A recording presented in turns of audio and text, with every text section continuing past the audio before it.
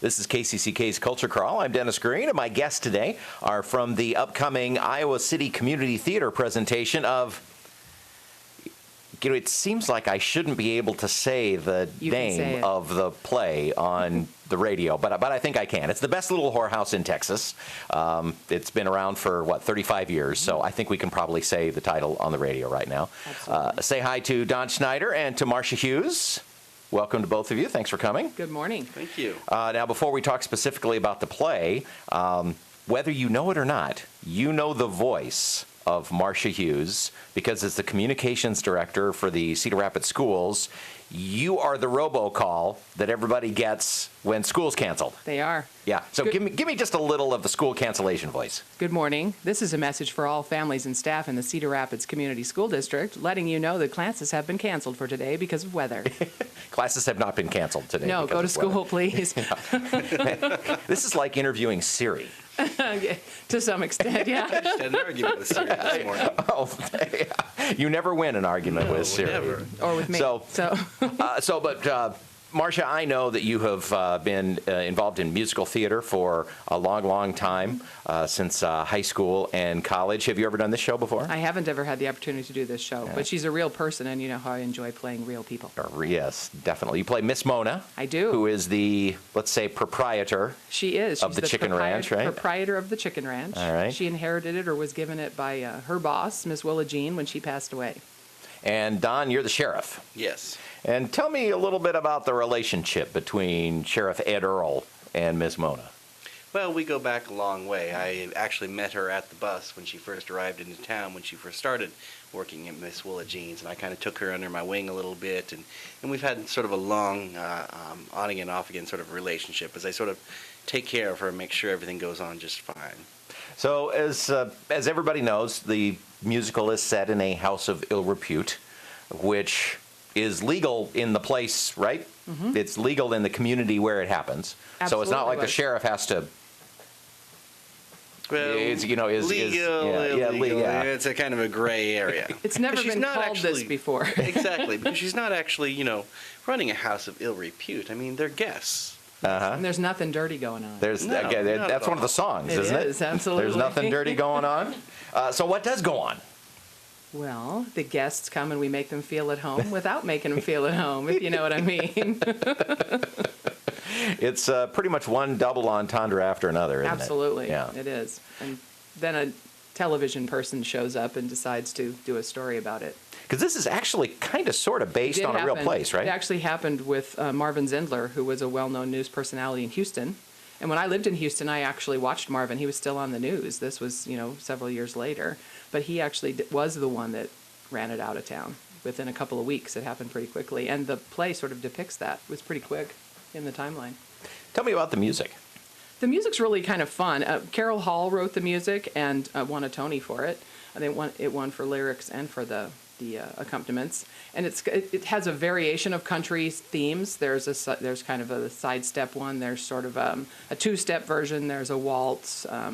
There's one that has more of a funky little.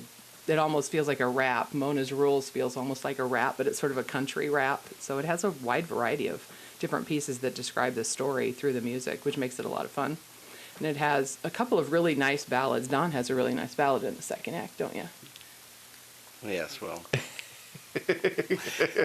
some people think it's nice. Modesty prevents him from talking about how I'm not that modest, I'll say it. It's a very soulful. nice ballad in the second act. So, yeah, it's very nice. The music's really well done. So you haven't done the show before, so everything is kind of a new experience. But anything that surprised you or that was different than what you expected going in?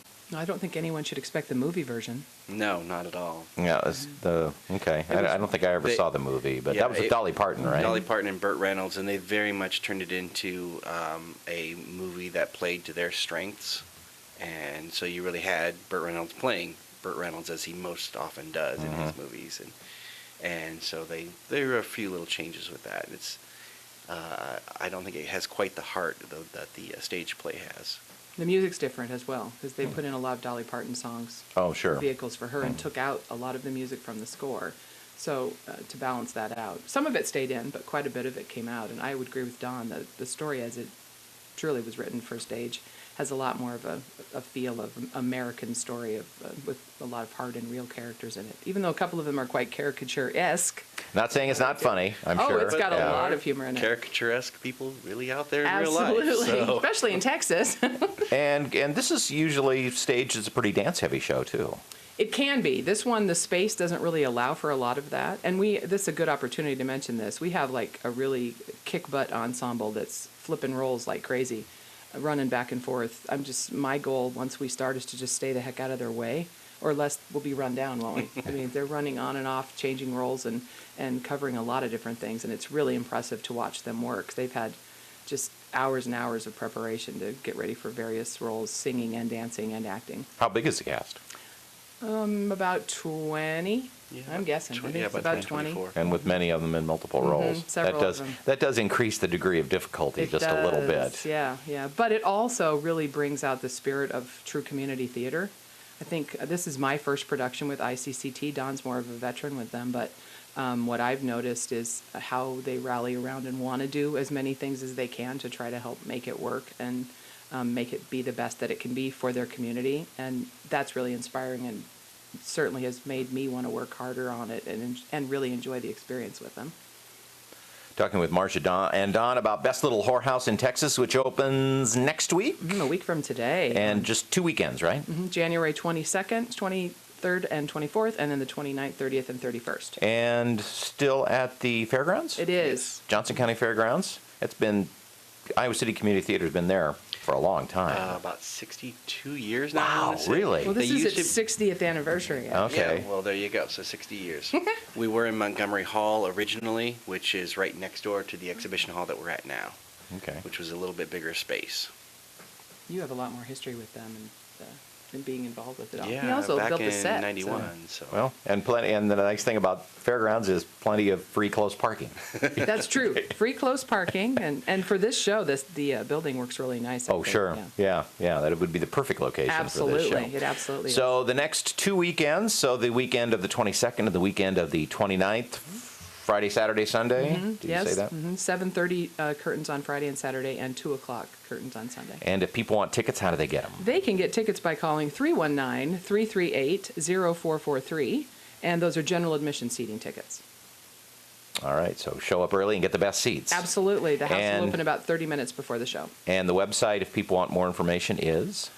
iowacity.communitytheater.org.